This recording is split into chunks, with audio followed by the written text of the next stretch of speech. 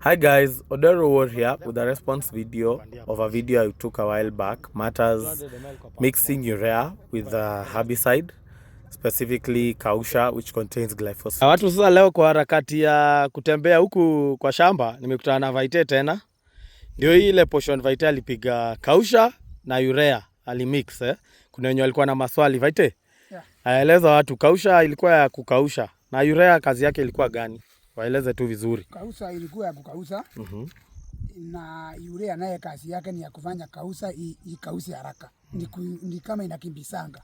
Kama ilikuwa ikausa na siku 3, ikiwa na urea unaweza ona kesho yake inaanza kufanya kazi. Yaani kama kuharakisha urea uangaina harakisha.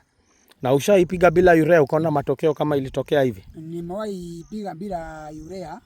Na unakuta sometimes ikiwa ina urea itakuja kufanya, lakini ni vile haiwezi fanya haraka, inajikokota. So kama unataka kupanda haraka, urea inaisaidia kuikibisa. Urea ni kuharakisha, sio ati haiwezi choma bila urea.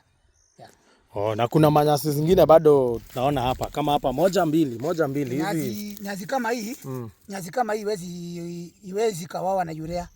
Hii nyasi Kausha ina nguvu ya kukausha hii nyasi. Ile nyasi yenye hata ilifanya nipige Kausha ni hii. Na ule imesaka kauka kukuja. Unaona hii? Hii sasa unaona imesaka kauka. Imekauka. Sasa hii ndio ilifanya nipige sio hii. Nilipiga hii. Unaona hii? Hii ndio nilipiga hii. Hii imesaka kauka. Sikupiga juu ya hii sababu hii sio mingi.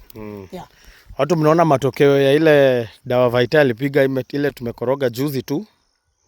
Na siku ngapi Vaite? Imechukua siku kama ngapi hivi? Ni kama around kama 1 week, na ndipo nilisema urea inakimbisaga. Imechukua wiki moja tangu tupige?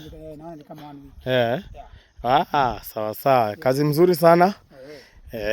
Sasa watu mkiwa na maswali mengine uliza Vaite yako hapa kuwajibu